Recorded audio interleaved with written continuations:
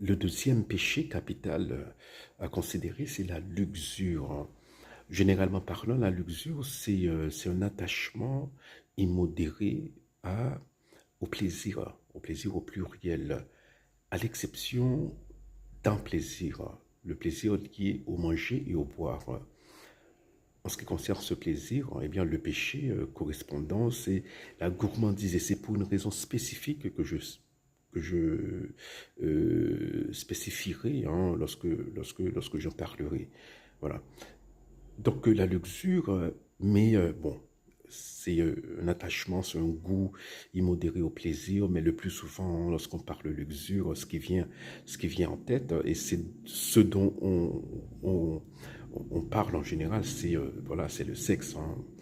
C'est le sexe, et c'est tellement vaste comme sujet, hein, parce que le sexe, c'est pas juste le coït, hein, c'est pas juste coucher ensemble, il y a plusieurs dimensions au sexe. Il y a une dimension psychologique, bien sûr, hein, mais aussi sociologique, historique, politique même, artistique.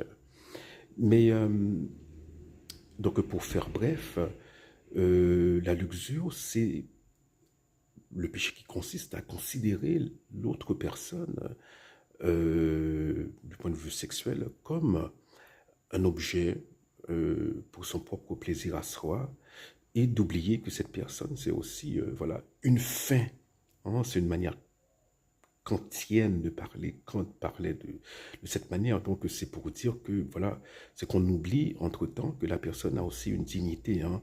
Donc, pour parler d'une manière, pour employer un langage plus vernaculaire, hein, voilà, c'est de voir la personne comme, alors j'utilise encore l'analogie du Kleenex, parce que tous ces péchés sont liés, tous les péchés sont liés. Hein, c'est une forme d'égoïsme. Hein, c'est l'analogie du Kleenex, c'est voilà, on se mouche et on jette. Hein.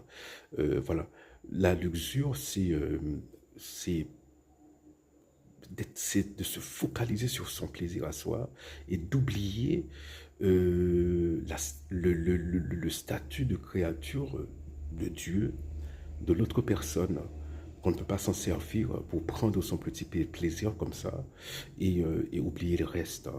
Donc voilà, c'est la raison pour laquelle c'est une forme d'égoïsme et en tant que tel, eh bien, on se sépare de Dieu hein, lorsqu'on commet, lorsqu'on pense de cette manière, lorsqu'on voit les autres de